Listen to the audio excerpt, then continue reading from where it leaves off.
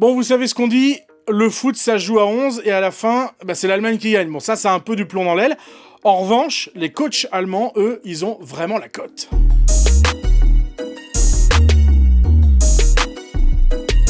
Vous apprécierez les moyens mis en œuvre par France Info pour cette chronique et notamment ce petit fanion du TSV Bayer Leverkusen 04 et ce petit maillot de l'équipe d'Allemagne Coupe du Monde 2006, 14 ans, état impeccable, pas une bouloche, on dirait que je suis né dedans. Qui c'est les champions d'Europe en titre? Évidemment, c'est le Bayern Munich. Et sur le banc du Bayern Munich, il y a le sémillant Hans-Dieter Flick, Hansi Flick de son surnom, de son petit nom, qui a remplacé le Croate Niko Kovac quand ce dernier a coulé.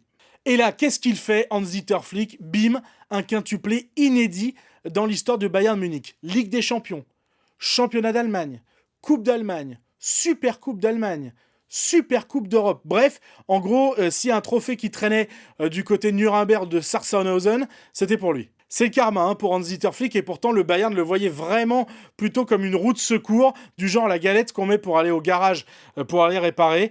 Et qu'est-ce qu'ils ont fait le Bayern? Ils l'ont prolongé. Et le champion d'Europe avant le Bayern, c'est qui? C'est Liverpool. C'est des Anglais, d'accord.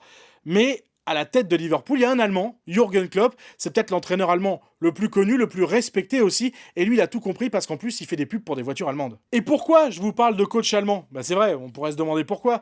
Tout simplement parce que cette semaine, c'est le duel en Ligue des Champions entre le PSG et Leipzig. Et c'est un duel d'entraîneurs entre Thomas Tuchel et Julian Nagelsmann. Regarde, quand tu appuies là, ça fait de la musique. C'est les chants des supporters du Borussia Dortmund. C'est très sympa, c'est peu commun. C'est pas chez tout le monde.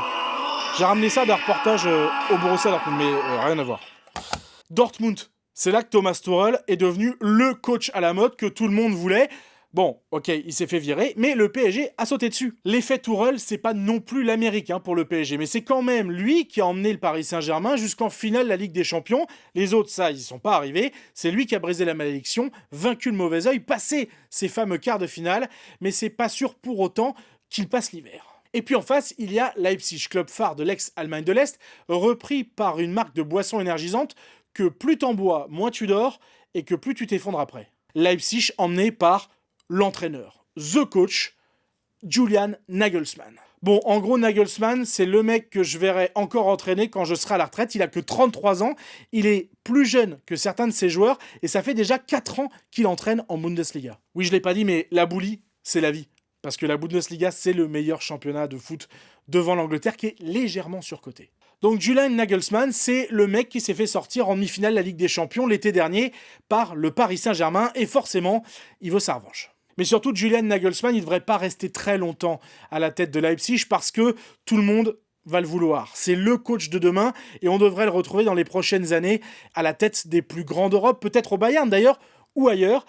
Et pourquoi pas à la tête de la Mannschaft, la sélection allemande, à la place d'un certain Joachim Löw. Vous savez, c'est celui qui met le doigt dans son nez et dans son pantalon, mais ça, c'est une autre histoire.